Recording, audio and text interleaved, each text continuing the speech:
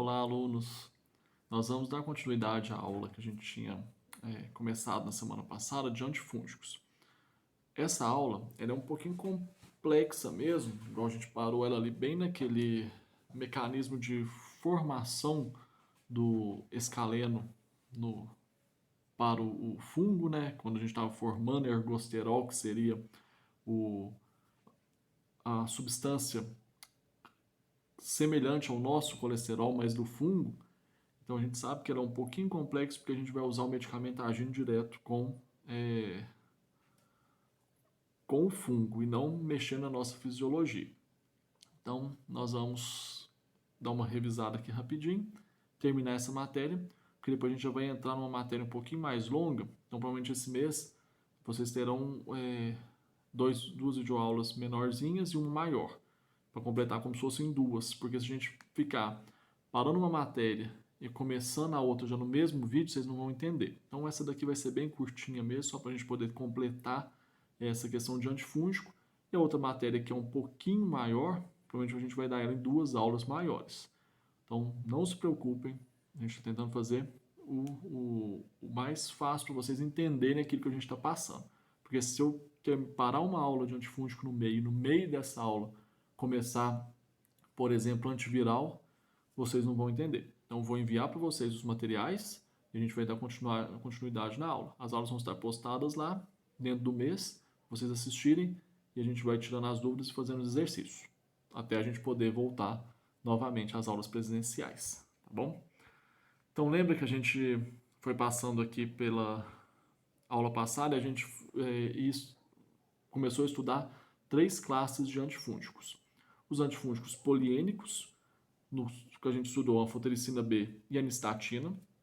Os antifúngicos não poliênicos, a griseofulvina e a terbinafina, foi quando a gente parou, porque a terbinafina tem um mecanismo de ação gigantesco e importantíssimo, porque os não poliênicos dão a ideia, o mecanismo de ação deles, vão completar a nossa ideia para os azóis, que são os antifúngicos imidazóis e triazóis, como cetoconazol, itraconazol, fluconazol, voriconazol e outros azóis que a gente vai citar ao longo da aula. Tá?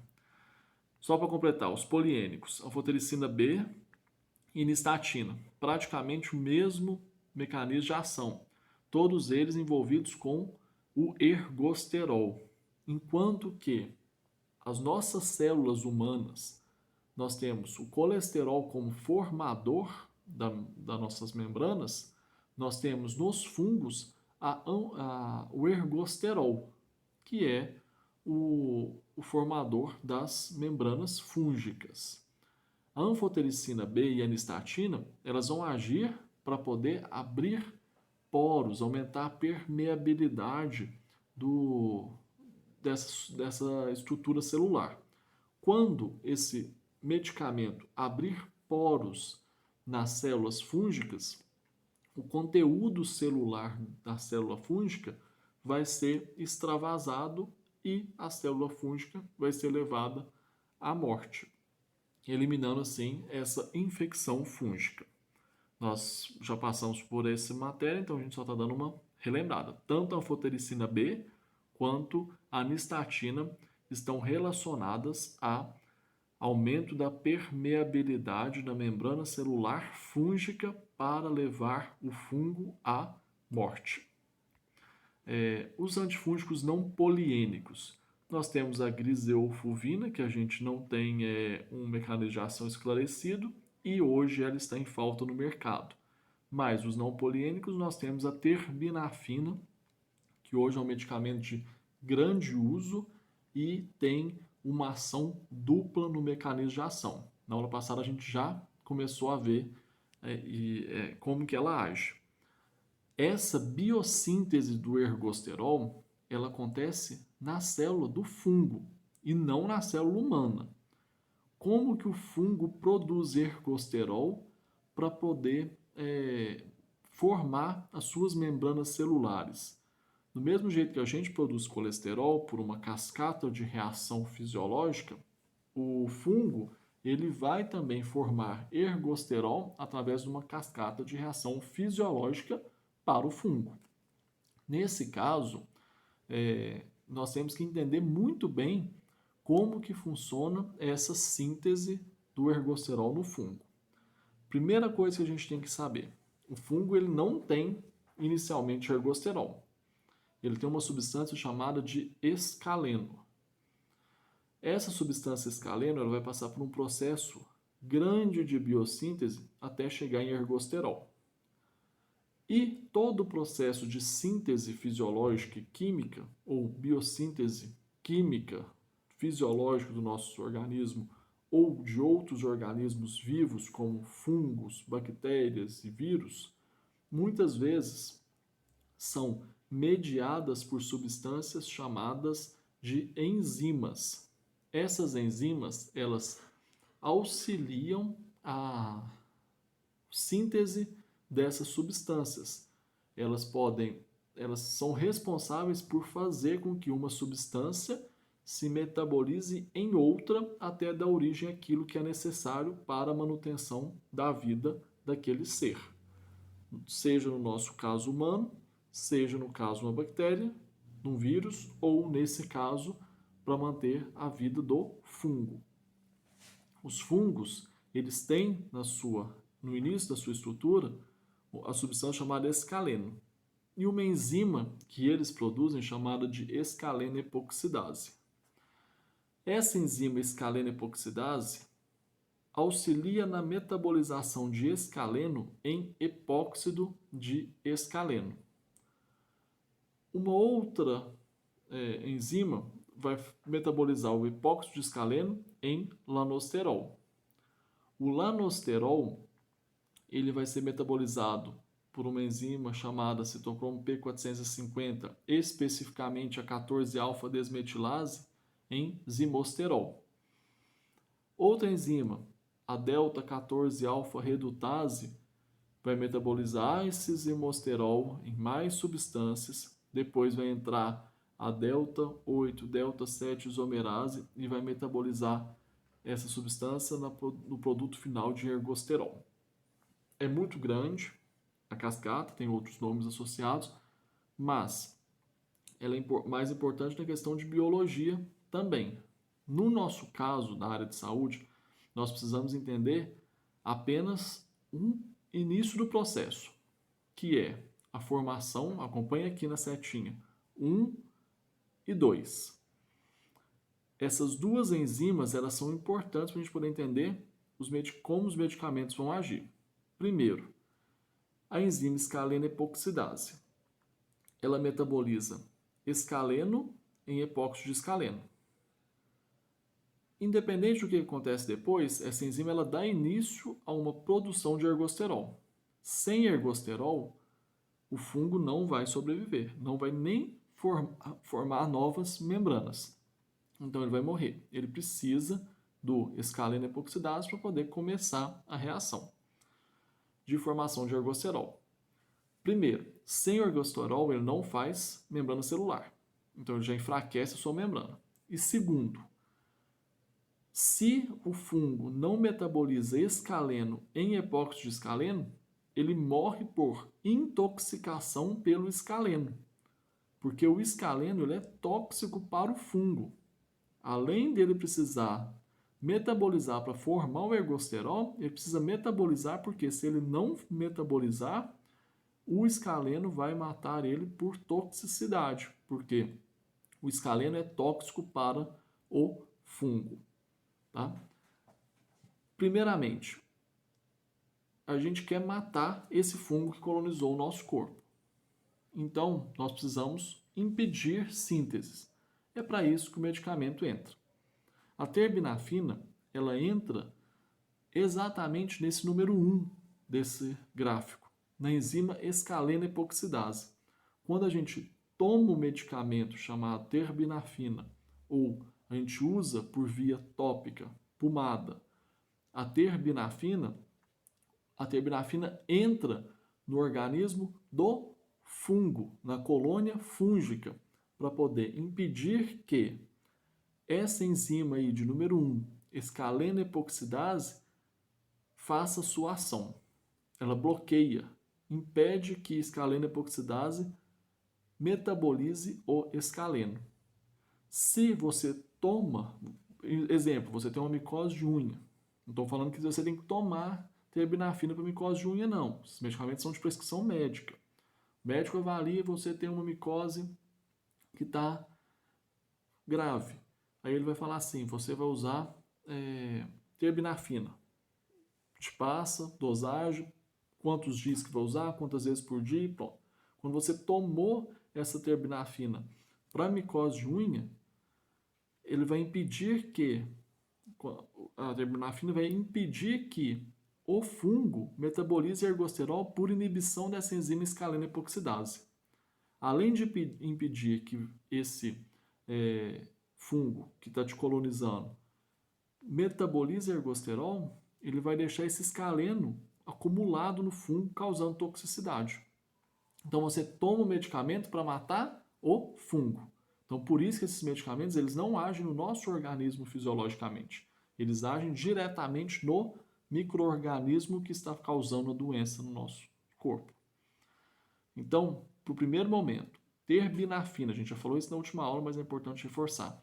Terbinafina é um medicamento que age com mecanismo de ação duplo. Primeiro, impede a síntese de ergosterol. Segundo, deixa escaleno acumulado no fungo, causando toxicidade para ele. Então é o único medicamento que tem ação dupla, terbinafina, porque vai inibir a enzima escaleno epoxidase. Correto? Beleza, vamos seguir. Os outros antifúngicos, a gente dá o nome de antifúngicos azóis. Esse a gente não viu na outra aula. Esses antifúngicos azóis eles têm uma toxicidade baixa, requer um pH ácido, deve ser ingerido na presença de alimento para reduzir náusea e vômito. O mecanismo de ação ele é a inibição da 14-alfa-desmetilase, que é uma enzima do complexo citocromo P450 fúngico, inibindo a síntese de ergosterol. Deixa eu voltar aqui nessa daqui para vocês entenderem. Antifúngico azóis. Continua na mesma síntese de ergosterol. A terbinafina ela inibiu o número 1, escaleno epoxidase. Agora os azóis eles vão inibir o número 2, CYP450, 14-alfa-desmetilase. Qual que é a diferença? Se eu tomei terbinafina, eu estou inibindo lá no início, escaleno epoxidase. Agora, se por qualquer motivo a terbinafina não fez efeito, o fungo é resistente à terbinafina e não tem uma boa inibição de escaleno epoxidase, usou terbinafina e teve reações adversas mais graves, seja qual for o critério médico, não vai usar terbinafina e vai usar um azol, por exemplo, fluconazol. O fluconazol, quando ele age no fungo, ele deixa que esse início de cascata de reação aconteça, mas vai lá no citocromo P450 na 14-alfa-desmetilase e inibe essa enzima. Inibiu essa enzima do fungo, não forma ergosterol. Não formou ergosterol, a célula fúngica fica enfraquecida e o fungo morre. Diferença de terbinafina para azóis. Toxicidade do fungo. Enquanto a terbinafina inibe escaleno epoxidase, deixando escaleno livre no fungo, que é tóxico, os azóis inibem citocromo P450, 14-alfa-desmetilase e deixa lanosterol, que é o último metabólito formado pelo fungo. Escaleno é tóxico para o fungo. Lanosterol não é. Então, a única ação dos azóis é a inibição da formação de ergosterol. Tá bom? Aí vocês vão me perguntar, nossa, mas essa terbinafina, ela, além de impedir ergosterol, ainda mata o fungo por toxicidade, para que usar azol? Vamos usar todo mundo só terbinafina. Depende de qual fungo e de resistências fúngicas também. Alguns fungos têm resistência, a terbinafina não consegue agir na enzima escaleno epoxidase. Então, mesmo tomando a terbinafina, mesmo passando a terbinafina, não tem ação, porque a escalena epoxidase já está resistente. Então tem que tomar outro medicamento. Ou a pessoa pode tomar e se sentir mal, ou tomar medicamentos que sejam que tenham uma interação medicamentosa importante que não deve ser tomado. Então tudo isso tem que ser avaliado. Importante, a gente tem 2 medicamentos muito potentes relacionados à biossíntese de ergosterol do fungo, que tem uma ação muito boa para o fungo e poucas reações adversas para o nosso organismo. Voltando aqui, nós temos fármacos azóis divididos em imidazóis e triazóis. Os imidazóis nós temos cetoconazol, que acho que quase todo mundo conhece, principalmente fumado, mas ainda temos clotrimazol, miconazol, econazol, isoconazol, tioconazol e oxiconazol. Para os triazóis nós temos 3 gerações. Primeira geração, fluconazol e itraconazol. Segunda geração, terconazol, superconazol e electrazol. E terceira geração, voriconazol, posoconazol e ravuconazol. Terceira geração são pouquíssimo utilizados. Os de primeira geração são os campeões de utilização, de prescrição, de venda. E da segunda geração a gente ainda usa terconazol muito em questões relacionadas a infecções ginecológicas. Mas são importantes também para isso. Diferença dos compostos azóis é uma diferença química. Os imidazóis, eles têm 2 nitrogênios no anel azol deles. E o triazol, 3 nitrogênios. E isso leva a características de farmacocinética, biotransformação diferentes. Por exemplo, imidazol, ele é menos hidrossolúvel e tem uma absorção mais variável. E pode ter alguma ação em célula humana, mas rara. Aí a gente tem um exemplo mais comum, o cetoconazol, porque a gente usa cetoconazol além de tópico por via oral, comprimido. Mas quando utilizado em via tópica, praticamente não tem nenhuma reação.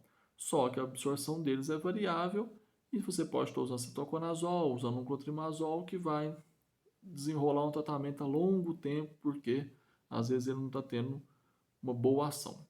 Os triazóis, como itraconazol, que pode ser via oral endovenosa, ou o fluconazol, que também é por via oral endovenosa, que são os mais comuns, também o voriconazol endovenoso é utilizado no hospital, eles têm mais hidrossolubilidade e têm uma absorção mais alta e uma ação mais direta nos fungos, com pouquíssima ação em célula humana. Apesar de que a ação em célula humana dos imidazóis também é bem reduzida, principalmente em questões de uso tópico. Mas é importante a gente entender que essa diferença de estrutura química leva a essas diferenças de absorção e de ação. Os azóis, ele pode ter uma resistência também, igual a terbinafina pode ter uma resistência na enzima escaleno epoxidase. Os azóis podem ter uma resistência por aumento da quantidade de 14-alfa-desmetilados do citocromo P450 da célula fúngica e também pode ter uma dificuldade de penetração dos azóis na célula do fungo, além de uma reação de resistência que a gente chama de bomba de efluxo do fármaco. Se utilizar o medicamento de forma incorreta, repetidamente, para qualquer tipo de fungo, principalmente por via oral, esse fungo pode desenvolver um mecanismo de resistência que é de receber o medicamento e fazer com que esse medicamento seja expulso por efluxo, ou seja, ele entra no organismo do fungo e o fungo expulsa ele por resistência. Porque o fungo já conhece o medicamento, então ele não vai ter nenhuma ação no organismo do fungo e a infecção fúngica vai só aumentar. Tem um espectro de ação grande, como padermatófitos, que são fungos de pele, né? Cândida também, muito comum, e outros também. As reações diversas dele, trato gastrointestinal, são muito insignificantes e às vezes pode ter alguma reação alérgica no local da aplicação, mas muitas vezes Esses medicamentos antifúngicos vêm associados com outros medicamentos como antialérgicos, antibacterianos. Então, essa reação alérgica também no local pode ser bem reduzida, quase que insignificante também. Nós temos uma classificação topográfica, né, das infecções fúngicas. Nós temos uma Tinea capitis, que é do couro cabeludo, essa primeira imagem. Uma Tinea pedis, que é do pés intertrigo digital, segunda imagem. E uma Tinea unguium, que é de unhas, aí a segunda imagem de baixo aqui também. Tinea barbae, que é da barba. E Tinea corporis, que é do restante do corpo. Todas elas são fungos, só que em locais diferentes, então você pode ver que o fungo pode colonizar em qualquer local, seja ele couro cabeludo, pés, pele, unhas, barba e o corpo todo. Então, o fungo ele é um agente bem complexo e bem completo nessa reação aí do nosso organismo. Dermatófitos, fungos que se alimentam da queratina da pele. São aqueles fungos que às vezes a gente tem fora da unha ou no corpo em geral. Ele vai alimentar da queratina da pele mesmo. Então, são infecções de pele, pelos e unhas por fungos filamentosos denominados genericamente dermatófitos. Tudo que é queratina. Às vezes esses dermatófitos a gente acha ele mais ainda em questões de pele mesmo, mas eles podem estar presentes em unha ou em pelos. Mas o importante é que eles vão se alimentar da queratina da pele. Como tratar? Com os mesmos medicamentos. Só que, do jeito que a gente viu, cada medicamento tem uma ação e uma potência. Nós não precisamos entrar com anfotericina B para tratar uma micose de unha. Também a gente não vai ficar passando pomada se a pessoa tem uma meningite fúngica. Não tem sentido. Então, cada medicamento para sua via devida, para a patologia devida. Por isso a gente tem várias potências para poder tratar várias doenças. Esses medicamentos para dermatófitos, eles são mais comuns, são medicamentos que muitas vezes compra sem receita, porque são isentos de prescrição, mas precisam de orientação, pomadas, cremes, sprays, que vão ajudar ali naquele local, quando a infecção fúngica já não é sistêmica no corpo todo. Ela é bem localizada, você consegue tratar direto no local por via tópica. Em caso de não melhorar ou de recorrência, aí precisa ter uma consulta com o médico, preferencialmente com dermatologista, para que ele possa fazer um tratamento completo e na maioria das vezes, usando medicamentos por via oral para um tratamento sistêmico no organismo todo, porque às vezes esse fungo não está só no local, ele está em mais locais e por isso que ele é recorrente ou ele não melhora. Então precisa às vezes uma avaliação, tomar muito cuidado para que essa infecção não seja quase que impossível de ser tratada. Algumas infecções simples de dermatófitos, até de unha ou de pele, elas ganham proporções muito grandes por falta de tratamento adequado ou por tratamentos inadequados em relação ao tipo de tratamento e posologia ou simplesmente que o paciente espera tempo demais. Então, essa falta de tratamento adequado pode estar relacionado à medicação errada, insuficiente ou nenhuma medicação. Muitas vezes o paciente fala assim, essa micose vai passar depois que eu vou lixando a unha, e não toma os cuidados devidos, aquilo ali depois toma uma proporção muito grande, que mesmo tomando medicamento por via oral, não melhora fácil. Cuidado com o diabético, porque essas infecções de fungos em unhas, principalmente dos pés, é mais comum em paciente diabético e mais difícil de tratá-los. Tá? Aqui a gente vê um exemplo para a gente poder encerrar. Anfotericina B e azólicos agindo numa membrana de uma célula fúngica. Essa célula fúngica ela está fazendo uma divisão celular, formando uma outra célula. Agora observe a quantidade de poros formados nessa membrana fúngica. Essa membrana fúngica formou poros e já está passando esses poros para outra célula. Em pouco tempo, essa célula que já está formando outra vai morrer e a célula que está sendo formada, essa pequenininha, já está sendo formada com falta do ergosterol, com falta da membrana celular, então ela às vezes nem consegue terminar a formação, ela já morre no meio do processo. Então, os fármacos antifúngicos, eles são utilizados para impedir a formação de ergosterol e a abertura de poros nessas membranas. Para quê? Utilizando desses empecilhos, o fungo se enfraqueça e morra. No caso, ele pode tanto morrer por extravasamento do conteúdo celular, no caso da anfotericina B, que abriu os poros, ou ele vai morrer por enfraquecimento da membrana celular que não consegue se dividir. Ele impede tanto o desenvolvimento quanto o crescimento da colônia fúngica, levando aquela colônia à morte. Então é importante esses medicamentos em relação às patologias fúngicas. Caso vocês tenham alguma dúvida, acho que é isso daqui. Caso vocês tenham alguma dúvida, vocês, por favor, mandem no chat. Essa aula vai estar lá disponível para vocês assistirem, junto com a aula passada. Assistam as duas aulas, tirem suas dúvidas e na semana que vem já tem outro vídeo com outras matérias que eu vou enviar para vocês em PDF com alguns exercícios para a gente poder completar os trabalhos desse mês.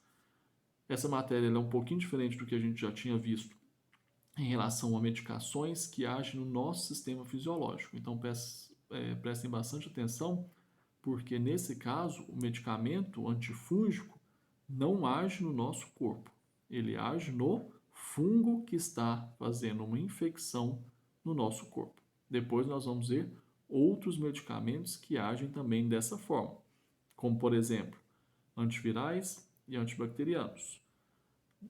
Depois a gente vai ver alguns medicamentos que agem no nosso organismo, como antihipertensivos, fármacos para o tratamento da diabetes, anticoncepcionais. Então a gente vai ver que tem medicamentos para agir em infecções, em parasitas e medicamentos para corrigir a nossa fisiologia. Como a gente só tinha visto medicamentos para corrigir a nossa fisiologia nas aulas presenciais, talvez vocês podem ter um pouco de dúvida para entender esses medicamentos antifúngicos para matar o fungo. Qualquer dúvida, entre em contato com a líder da turma, que ela me passa as dúvidas, ou envie a dúvida no chat que está no site do colégio, abaixo dos vídeos. Tenham todos bons estudos e a gente se vê em breve. Até lá!